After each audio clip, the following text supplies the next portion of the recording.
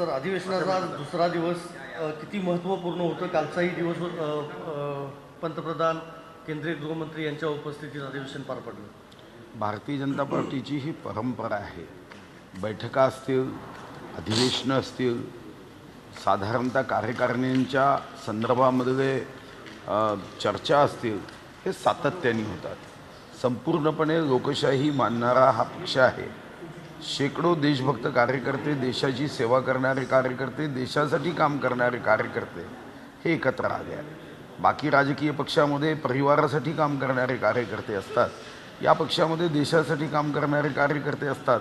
2 दिवसामध्ये जे चिंतन, मंथन, चर्चा, संवाद होतो तो साधारणतः देशाला समर्पित भावनेनी आपण काय काय कार्य केलं आणि भविष्यात आपल्याला काय कार्य करायचं आहे आणि या कार्याची अंमलबजावणी करण्यासाठी आपला व्यवहार, त्याच्यातली पारदर्शकता, आपली कृती आणि आचरण यावर चर्चा. अमृत नोनी आर्थो प्लस, ये एक प्रूवन फॉर्मूला है. इसमें मौजूद नोनी फल के गुण और आयुर्वेदिक जड़ी बूटियां शरीर को जरूरी पोषक तत्व देने के साथ साथ हड्डियों और जोड़ों के घिसने, उनमें होने वाले सूजन और दर्द को रोकने में मदद करता है. दर्द मुक्त जीवन के लिए अमृत नोनी आर्थो प्लस होते. काल साधारणतः देशहितासाठी, सामान्य जनतेसाठी, गोरगरिबांच्या कल्याणासाठी ज्या ज्या योजना आपण केल्या, देशामध्ये परिवर्तन व्हावं यासाठी आपण ज्या योजनांची अंमलबजावणी केली ही लोकांपर्यंत पोचावी, योजना लोकांपर्यंत पोचाव्या या दृष्टीने काल चर्चा झाली.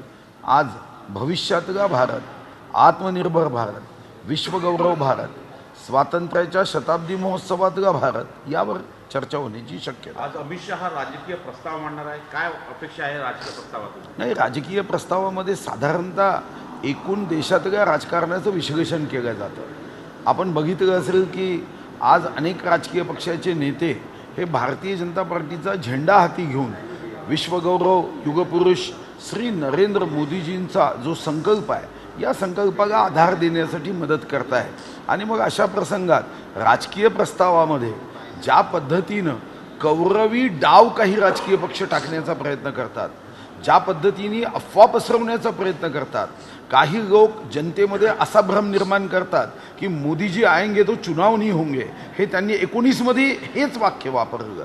आणि आंतरराष्ट्रीय स्तरावर जे चीनला वाटतं की माननीय मोदीजी येऊ नये, जे पाकिस्तानला वाटतं, जे आतंकवाद्यांना वाटतं, त्याची री अप्रत्यक्ष ओढणारे काही लोक आहेत.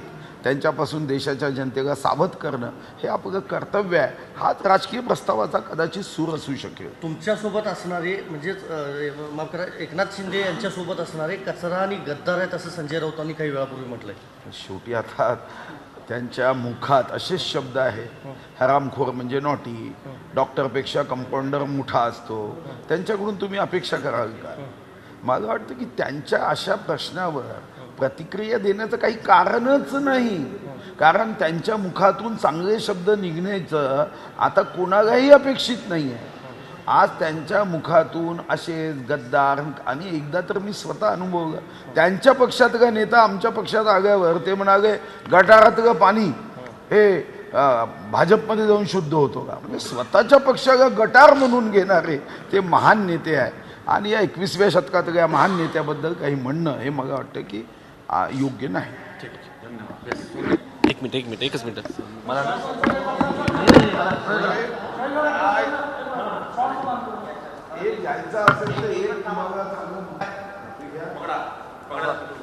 आधी सांगशील छत्रपती शिवाजी तेच घेतोय आणि मला स्वतंत्र पाहिजे. शिवजयंतीच्या संदर्भात बोलून गेला.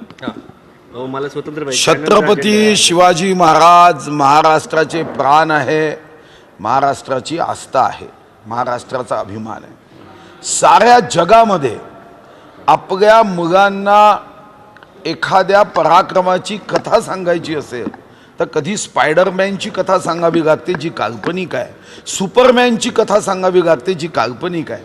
पण आमच्यावर ही गरज नाही. आम्ही छत्रपती शिवाजी महाराजांची कथा ही आमच्या नवीन पिढीला सांगितली तरी एक ऊर्जा निर्माण होते.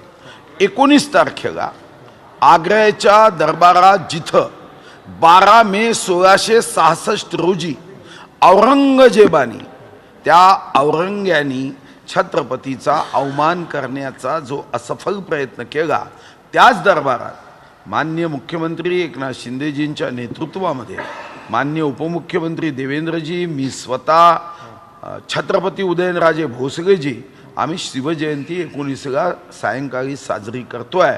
ज्या भिंतींनी कधी फक्त औरंगजेबाचा जयघोष ऐकला असेल, आता त्या भिंती जय भवानी जय शिवाजीचा जयघोष ऐकेल. ज्या भिंतींनी फक्त हिरवा रंग पाहिला, त्या भिंती भगवा रंग पाहणार आहे. आणि यासोबत एक महत्त्वाचा निर्णय आम्ही 19ला त्याच दरबारात करणार आहोत, आणि तो म्हणजे राज्यशस्त्र म्हणून दांडपट्टा हा घोषित करणार आहोत. की जो दांडपट्टा जेव्हा जगाचा सर्व देशांचा अभ्यास केल्यानंतर साधारणतः सर्वात जास्त उपयोग युद्धशास्त्रामध्ये दांडपट्ट्याचा हा मराठा लष्करांनी केला आहे, छत्रपती शिवाजी महाराजांनी केला आहे. आणि म्हणून याला आपण या दांडपट्ट्याला माननीय मुख्यमंत्र्यांच्या हस्ते आता या ठिकाणी आपण राज्यशस्त्र घोषित करतो आहे. यासोबतच जागतिक वारसा म्हणून आपण युनेस्कोकडे देशात, माननीय पंतप्रधान महोदयांना मी धन्यवाद देईल, 12 राज्यातून 40 प्रस्ताव हे जागतिक मानांकन, जागतिक वारसा युनेस्कोकडे पाठवण्यासाठी आले होते. यापैकी आपल्या देशातून फक्त एक प्रस्ताव पाठवायचा होता, आणि तो प्रस्ताव हा मराठा लष्कर स्थापत्य 12 छत्रपतींचे फोर्ट हे यामध्ये पाठवले आहे. आणि हा एकमात्र प्रस्तावांची निवड हे जागतिक स्तरावर नामांकनासाठी झालेली आहे. ओके, धन्यवाद. एक